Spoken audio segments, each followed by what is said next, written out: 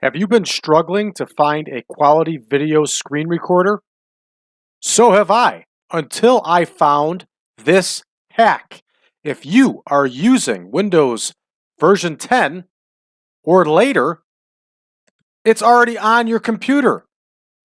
Just hit Windows button, Alt, and R. You'll see in the corner of your screen a recording bar show up. Stop it when you're ready, and then hit Windows G.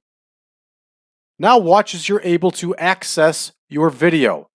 This is a simple hack and a solution to all your high quality video recording problems. Thanks, everybody.